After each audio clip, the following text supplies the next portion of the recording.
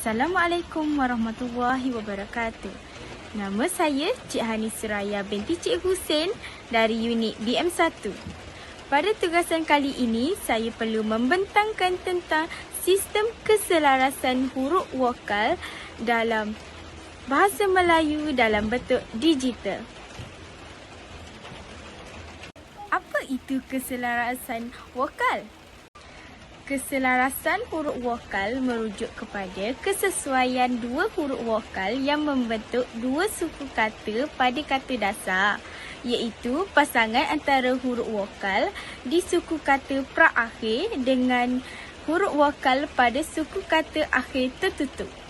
Ini bermakna suku kata sebelum praakhir dan suku kata terbuka tidak mengalami perubahan.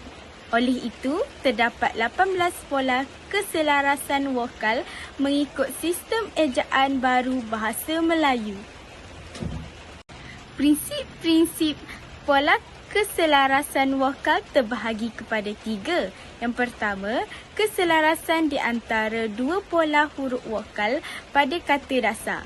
Kedua, kata dasar hendaklah berakhir dengan suku kata tertutup.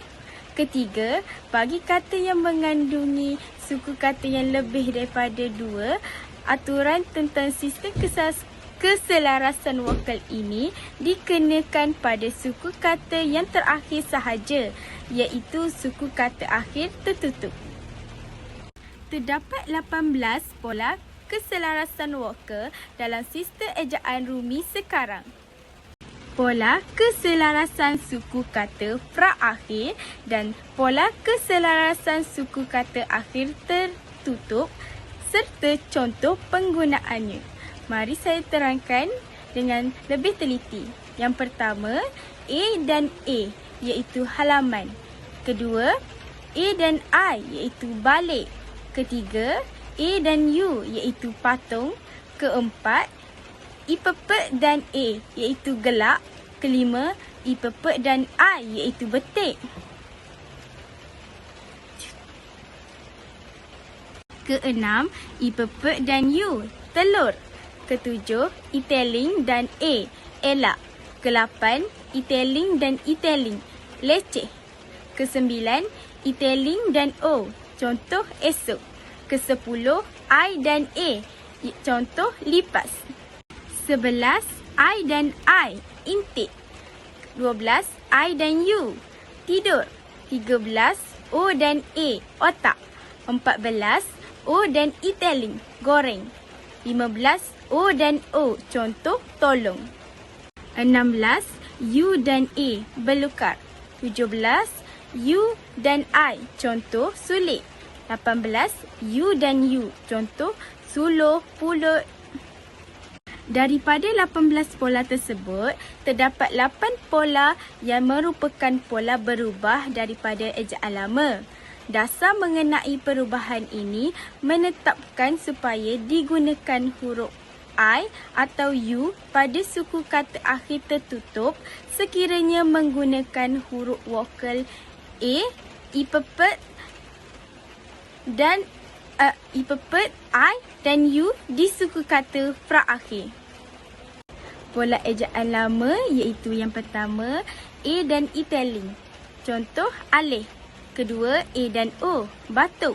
Ketiga, I-pepek dan I-telling, lebeh. 4, I-pepek dan O, tempuh. 5, I dan I-telling, pilih. 6, I dan O, tidur. 7, U dan I-telling, usik. 8, U dan O, untung. Ejaan baru pula iaitu I dan A dan I, alih. Kedua, A dan U, batuk. Ketiga, I-pepek dan I, lebih. Keempat, I-pepek dan U, tempuh.